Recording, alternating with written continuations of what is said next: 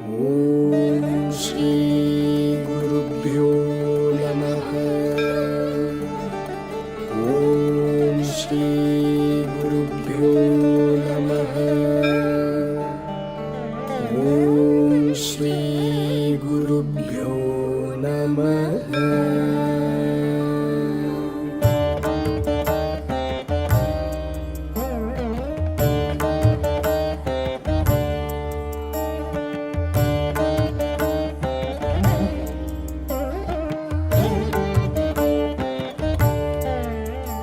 शरीरं सुरूपं तथा वा कलत्रं यशश्चारुचित्रं धनं मेरुतुल्यम्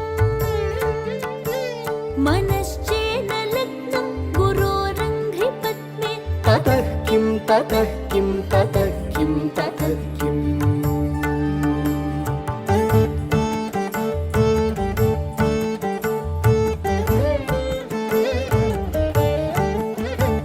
कलत्रं धनं पुत्रपौत्रादि सर्वं गृहं बान्धव सर्वमेतद्धि जातम् मनश्चेन्न लग्नं गुरोरङ्घ्रिपद्मे ततः किं ततः किं ततः किं ततः किम्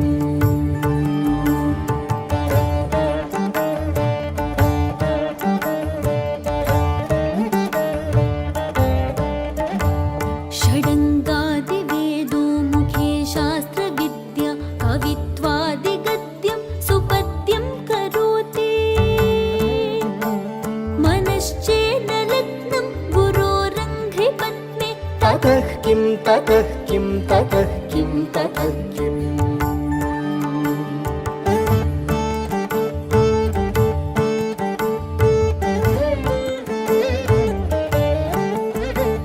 विदेशेषु मान्यः स्वदेशेषु धन्यः सदाचारवृत्तेषु मत्तो न चान्यः मनश्चेन्न लग्नं गुरोरङ्घ्रिपद्मे ततः किं ततः किं ततः किं ततः किम्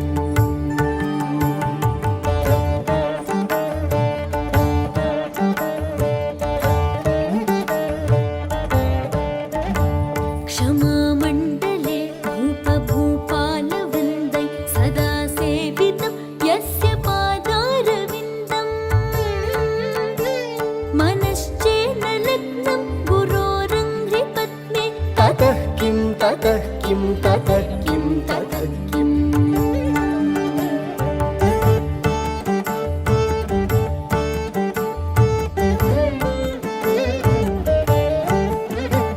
यशो वेगतं दिक्षु दानप्रताप जगद्वस्तु सर्वं करे यत्प्रसादात् मनश्चेन लग्नं गुरोरङ्घ्रिपद्मे ततः किं ततः किं ततः किं ततः किम्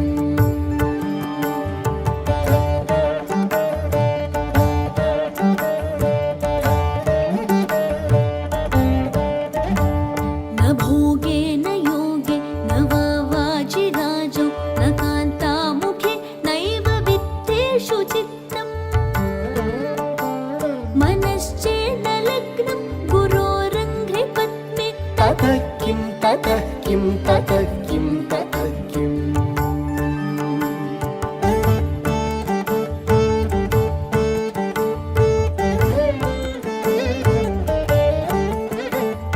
अरण्येन वा स्वस्य गेहेन कार्ये न देहे मनो वर्तते मे त्वनर्घ्ये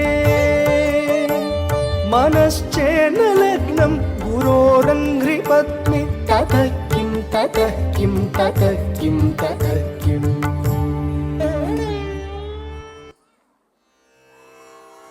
झं तक्क झं तज्झं तद्धित्ताम् आं तां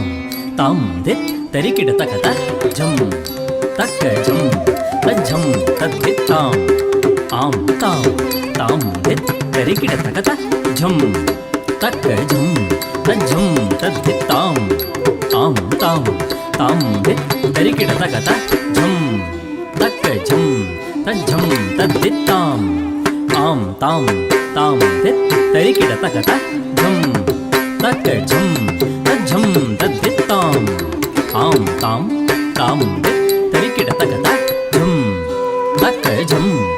ಝಂ ತದ್ದಿತ್ತಾಂ ಆಂ ತಾಂ ತಾಂ ದಿತ್ ತರಿಕಿಡ ತಕತ ಝಂ ತಕ್ಕ ಝಂ ತಜ್ಜಂ ತದ್ದಿತ್ತಾಂ ಆಂ ತಾಂ ತಾಂ ದಿತ್ ತರಿಕಿಡ ತಕತ ಝಂ ತಕ್ಕ ಝಂ ತಜ್ಜಂ ತದ್ದಿತ್ತಾಂ ಆಂ ತಾಂ ತಾಂ ದಿತ್ ತರಿಕಿಡ ತಕತ ಝಂ ತಕ್ಕ ಝಂ ತಜ್ಜಂ ತದ್ದಿತ್ತಾಂ ಆಂ ತಾಂ ತಾಂ ದಿತ್ ತರಿಕಿಡ ತಕತ ಝಂ ತಕ್ಕ ಝಂ